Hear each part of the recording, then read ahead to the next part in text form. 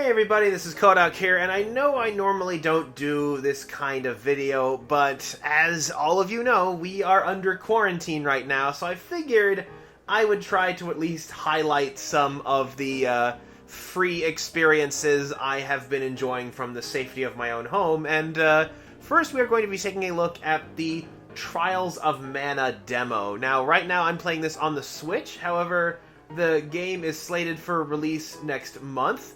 But it's also going to be on the PS4 and PC through Steam. I think a demo is available through there, but I have to say the demo is actually kind of ingenious in that it gets you to start to understand one of the big features of Trials of Mana. Now, this is a remake of a Super Nintendo game from the Mana series, or Seiken Densetsu in Japan. Okay, the child upstairs and his television are currently on full blast. I hope you can't hear that. But they were a Final Fantasy spin-off, and their big appeal is that they are a Final Fantasy / Legend of Zelda style game that you can enjoy with a friend. All of the games are live combat, sort of like Legend of Zelda, although there are still stats and equipment like Final Fantasy. But in every game you have 2 additional companions, and if you have a friend over, they can pick up a controller and play as one of those characters. Otherwise, they're controlled by a bot. So at any time, any other player could jump in and join you in playing. And I love that idea. It is a decently popular series. Secret of Mana, this game, the original one, was not translated into English until just a couple of years ago when it was released with a collection.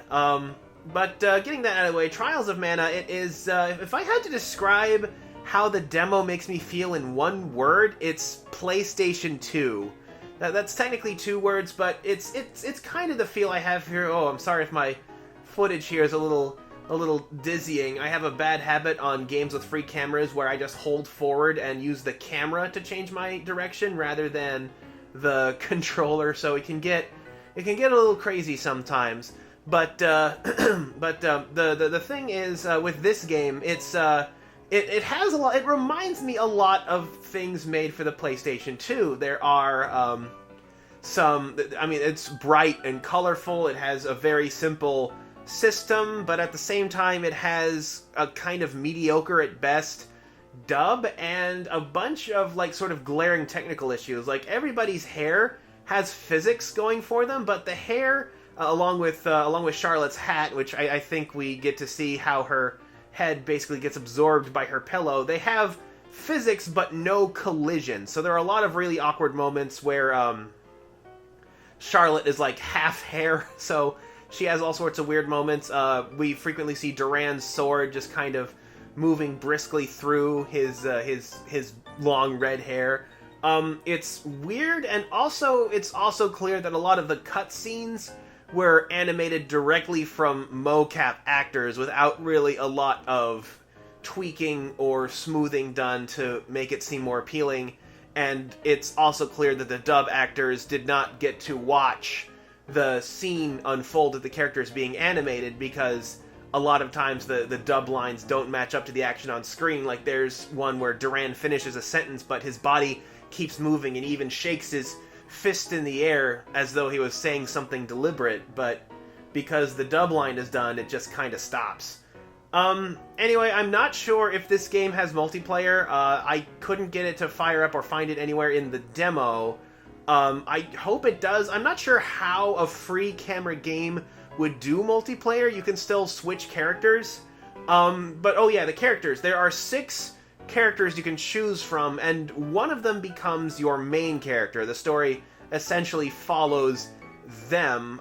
The one I've had the most fun with has been Charlotte, because she actually has a prologue that is incredibly unique, and I think much better than a lot of the other characters. The other characters, something tragic happens at their home, they get on a boat to come to the holy city of Duran, and they wind up in Jad, a city that is on total lockdown for this kind of weird little scene where all you do is literally wait to just walk out.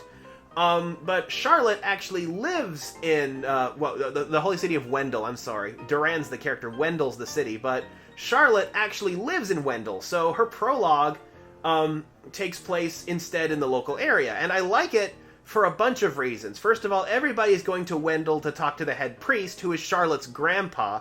So in the other character scenarios, they're just some rando talking to the head priest. In Charlotte's case, you know, she's going and tearfully telling her grandpa about the terrible thing she just saw, and of course, he's very concerned, and it feels... I felt a lot more connected to the world when I was playing as Charlotte. There's also a cute little thing where whoever you choose as your first companion, Charlotte crashes into them at the start of the game.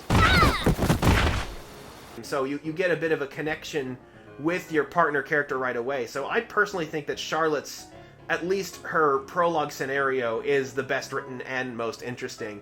But an interesting thing about how the game actually works. This is something like the song, the inverted Song of Time in Majora's Mask, in that it's something that I think everybody should know about the game going in order to have the best experience. This game has 6 main characters who are divvied up between 3 main storylines. This game has 3 possible storylines depending on who you choose as your main character, but an interesting quirk is if your main character and your first companion share the same storyline, then you get the complete version of that storyline where both characters have extra banter. Like, here's a scene where I'm instead playing Duran as my main character, and he's getting really upset because he's learning that Angela, the character he just met, is the princess of the kingdom that attacked his home. So we're getting some additional dialogue, additional information, because I went with characters who have the same storyline. And I think that's really cool. I think that's something good to know.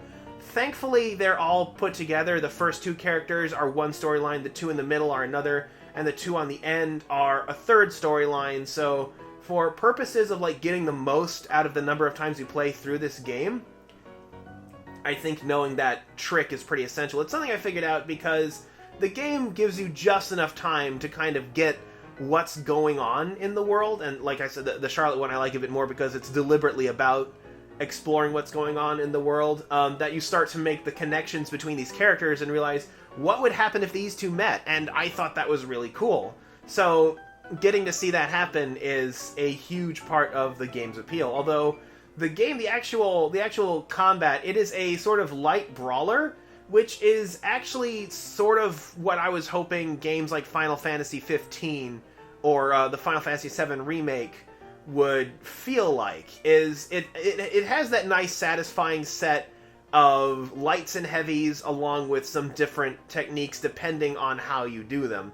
Like a light attack you can do 3 times for a light combo. You can do 1 attack for a light and 1 for a heavy to do a knockback. Charlotte's here is particularly effective. She most of the knockback have a bit of the wind-up of a heavy character, but Charlotte's knockback is like instantaneous. She does a light, then you hit the button, and she's already doing her knockback. And because she does that so quickly, she sends the enemy just flying away and can basically take the time to set up whatever she wants. She can do a special move, or she could charge up an attack. So as far as combat goes, she works really good. She and Duran, their combat feels really great. I can't say the same thing for Hawkeye and Kevin. Kevin feels okay. He has a gimmick where he turns into a more powerful form when he's fighting as a wolf, which is pretty cool. But the thing I don't like about Hawkeye and Kevin's combat is that they attack twice even though I've hit the button once. And I don't really like that in a brawler. It feels like I'm not really in control of the character's actions the way I am with how Charlotte and Duran perform single strikes when I hit the button. Unless it's like a combo finisher, like in Bayonetta, it just does not feel right. Kevin's knockback is 2 massive swings, and because it's a heavy attack, it takes a long time, and I didn't try canceling out of it. I don't know if you can cancel out of attacks or if you have to be committed to them. But the fact that Duran and Charlotte have that nice 1-to-1 really helps. I didn't really get much time to experiment with Angela, because the demo basically cuts off the moment you get access to magic, and that's her big shtick. And Reese, I can't seem to get where her hitboxes are supposed to be. I find myself whiffing attacks with Reese a lot more often than any other character. But like I said, the combat has it has some neat quirks. I hope it doesn't get repetitive. I hope you get some new things to spice it up. Like there are enemies in the air that you have to knock down. You hit a light, then a heavy. You knock them down, and then you chase them with the heavy, which works pretty well. You can freely switch characters. Enemies who do area of effect attacks, you can see the radius of that damage. I think that's pretty cool. It feels like I don't know, maybe a bit like a Kingdom Hearts encounter, or a bit like, more accurately, I'd say, more like a Crisis Core encounter where you kind of get locked in a space until conflict resolved.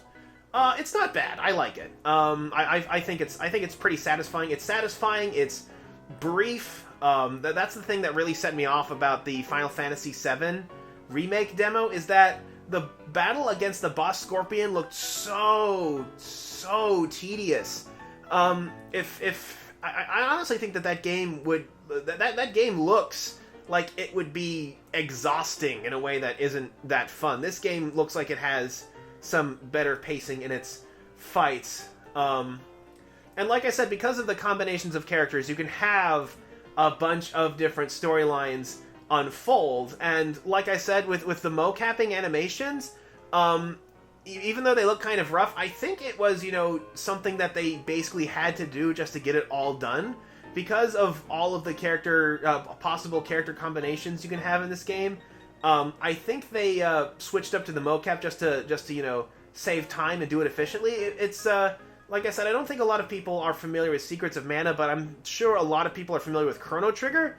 This would be like if they tried to remake Chrono Trigger and made a special, uniquely animated cutscene for every possible character combination at any given time, and that would just be a lot of work without some sort of streamlining process, which in this case is the use of basic mocap animation.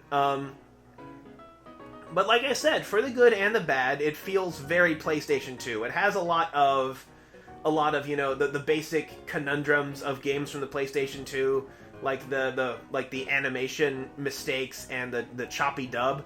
But at the same time, it has that sort of basic satisfying feel of a PlayStation game. And when I think of like a bright, colorful fantasy game on the PlayStation 2, I think of games like Dragon Quest VIII, and Dragon Quest VIII makes me happy because it's a good game. But yeah, like I said, I didn't really get much of a chance to play around with the magic system because the demo ends right as you get it. I mean, you have like a couple of minutes to play with it, but after that, they have a cutscene and the demo ends. But like I said, I think it's really good. If you've tried it but you haven't played Charlotte's Scenario, I highly advise it because it has such a different feel from everybody else's that it practically feels like you're playing a different game. So yeah, I don't know if I'll be getting the Trials of Mana remake when it comes out. I have, well, first of all, because of quarantine, my funds are notably strapped.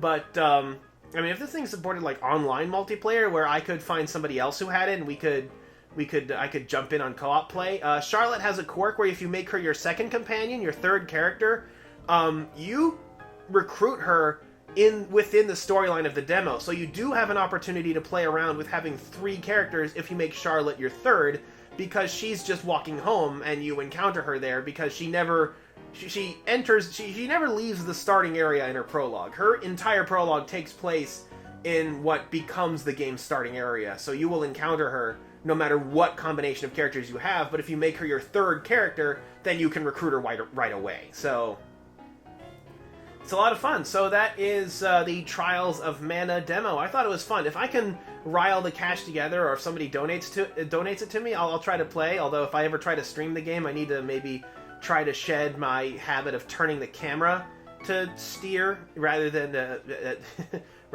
using the controller to try to keep it more stable. Maybe I'll give that a try. So that is the Trials of Mana remake. And until next time, this is Kodak signing off.